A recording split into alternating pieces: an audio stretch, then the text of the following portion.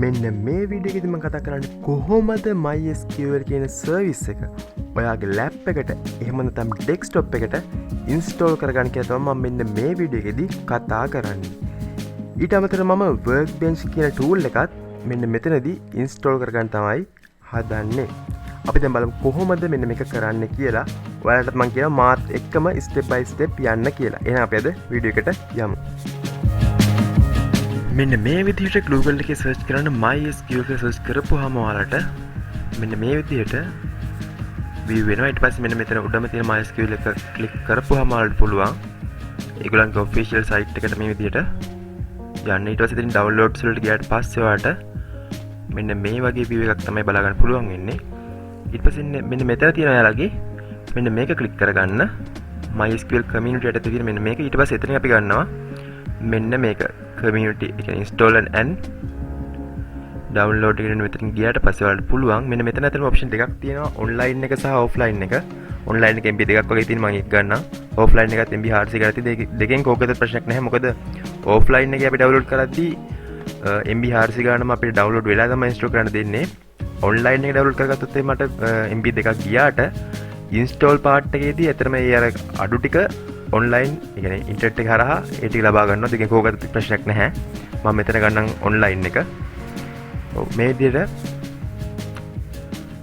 community එක මේ විදිහට මේ උනාට පස්සේ install වෙනවා.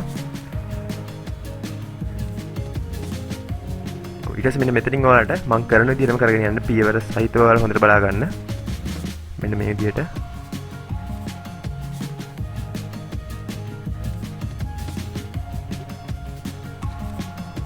මම මෙන්න මේ කස්ටම් එක දාලා ඉස්සරහට යන්න. හරි ඊට පස්සේ මම මේ කරන පියවර අන්න ඒ විදිහටම ඉස්සරහට කරගෙන යන්න.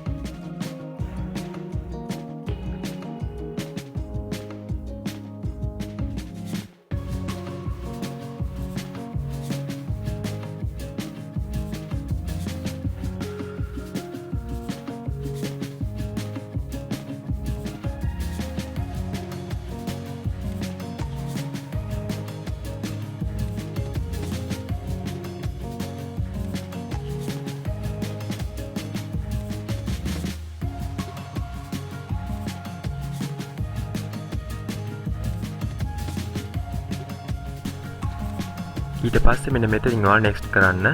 මෙතන port එකේ ටිකක් අපිට පිනලා තියෙන්නේ. ඊට පස්සේ next කරාට පස්සේ මේකත් next කරන්න. මෙන්න මේ විදිහට. ඊට පස්සේ ඔයාලට පුළුවන් මෙන්න මෙතන password එක අපි දෙන්න ඕනේ. ඒ කියන්නේ MySQL password එක.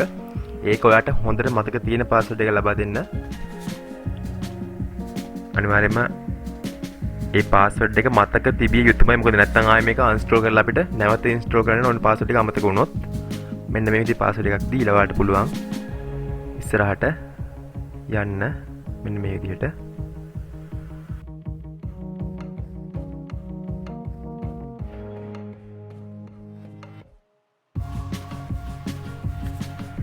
ඊට පස්සේ මෙන්න මේ next කරාට පස්සේ අපිට තියෙන මේ ටික execute වෙනකන් මෙන්න මේ execute කියන බටන් එක ක්ලික් කරලා ටික වෙලාවක් ඉන්න ඊට පස්සේ ඒක ඔටෝම ඒගොල්ලෝ execute කරනවා.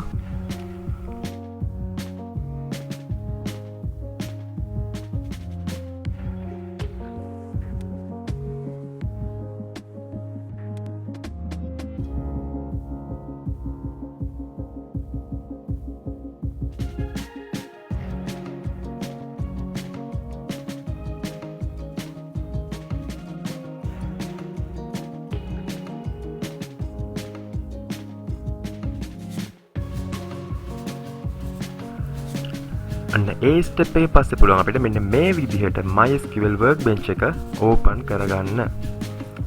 මෙන්න මේ විදිහට තමයි නම් අපි MySQL Workbench එක අපි ඉන්ස්ටෝල් කරගත්තේ. MySQL අපේ ලැප්ටොප් එකට නැත්නම් ඩෙස්ක්ටොප් එකට අපි ඩවුන්ලෝඩ් කරලා ඉන්ස්ටෝල් කරගත්තේ.